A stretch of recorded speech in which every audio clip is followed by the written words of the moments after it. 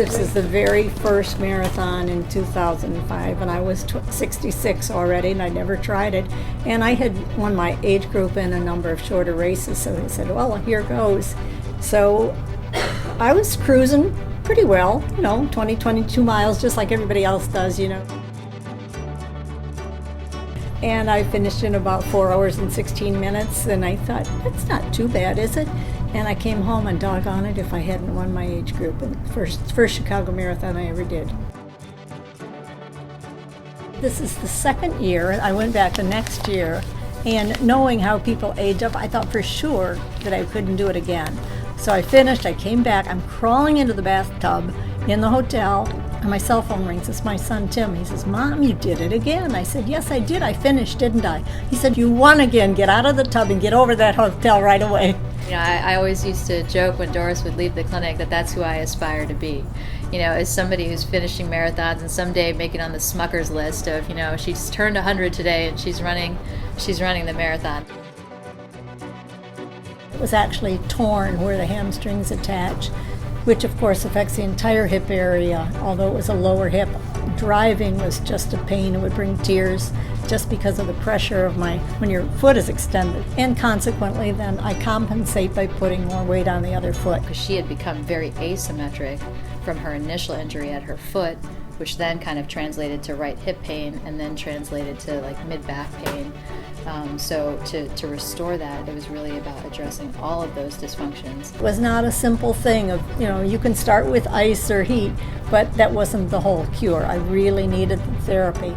So the therapy, we used the ASTEM process on her, which is a series of tools that we use to kind of address soft tissue dysfunctions. I used dry needling on her, which was a way to kind of release some of her trigger point knots that she had, as well as to kind of, improve circulation.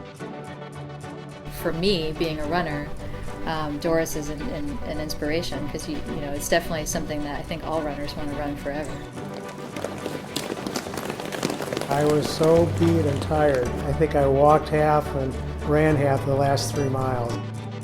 The pain wasn't that bad, I just knew that it wasn't good to continue to run on it. It's one of those things where your gut almost says, well, I can just muscle my way through this, but being older, I don't want to create an injury that's going to make me less mobile 10 years down the road.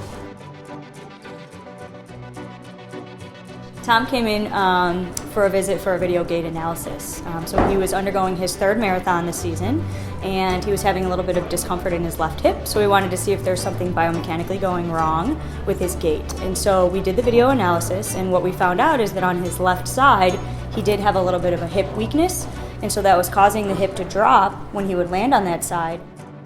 Liz got her camera out, and I ran the treadmill, and a lot of interesting things. This hip was a little too low, that one was fine, and then especially just the gait though itself, the actual running that I was rotating that right foot.